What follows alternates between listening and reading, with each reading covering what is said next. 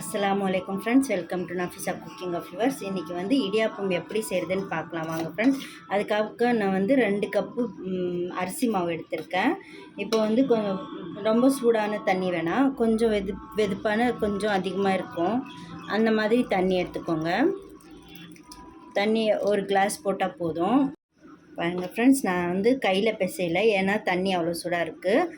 அதனால் நான் வந்து கையில் பிசைஞ்சிக்கிறேன், ஸ்பூனில் பிசைஞ்சிக்கிறேன். பாருங்கள் ஃப்ரெண்ட்ஸ், எல்லா மாவும் வந்து ரொட்டி மாவு பதத்துக்கு வந்து நான் பிசைஞ்சு வச்சுட்டேன்.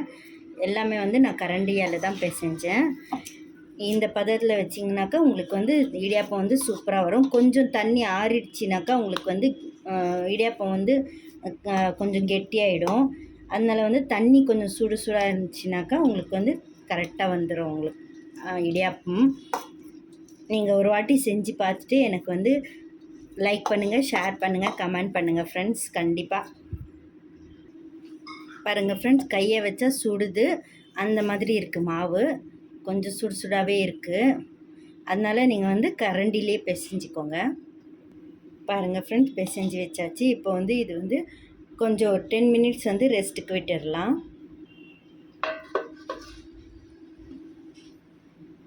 பாருங்கள் ஃப்ரெண்ட்ஸ், இந்த மாதிரி என்கிட்ட வந்து இருக்குது. இது வந்து ரொம்ப சின்னதாக இருக்குது ஓட்டை, அதனால் வந்து இது வந்து மெலிசாக வந்துடும், ரொம்ப மெலிசாக வந்துடும். இதில் தான் நான் வந்து எப்போவுமே செய்கிறது வந்து, இது வந்து நாங்கள் ஊரில் வாங்கினது.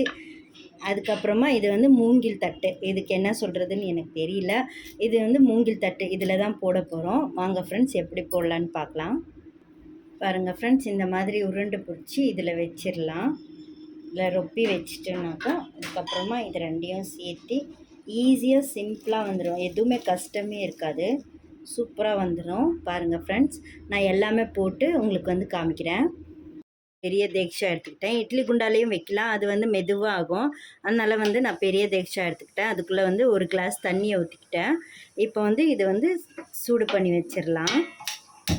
அதுக்கப்புறமா ஒரு ஸ்டாண்ட் போட்டுக்கலாம். இதில் பாருங்கள் ஃப்ரெண்ட்ஸ், இந்த மாதிரி ஸ்டாண்ட் வச்சு நான் 1 பை 1 அடுக்கிட்டு அப்புறமா உங்களுக்கு காட்டுக்கிறேன்.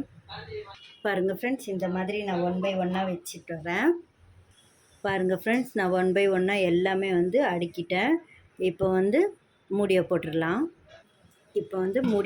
இது காற்று போகாத மாதிரி போட்டுக்கோங்க, அவ்வளோதான். இதுக்கு மேலே வெயிட் வைக்கணும் ஒன்றும் தேவையில்லை. இப்போ வந்து மூடியை போட்டுனாக்கா கரெக்டாக 15 மினிட்ஸ், அவ்வளோதான் ஃப்ரெண்ட்ஸ். 15 மினிட்ஸ் ஆகிடுச்சினாக்கா நீங்கள் ஓப்பன் பண்ணி பார்த்துக்கலாம்.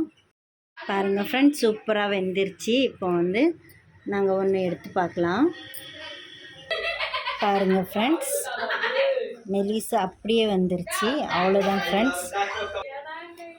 பாருங்கள் ஃப்ரெண்ட்ஸ், ரெண்டாவதையும் சூப்பராக வருது. இதே மாதிரி நீங்களும் வீட்டில் செஞ்சு பார்த்துட்டு எனக்கு வந்து கமெண்ட் பண்ணுங்கள் ஃப்ரெண்ட்ஸ். அல்லாஹ் ஹஃபீஸ்.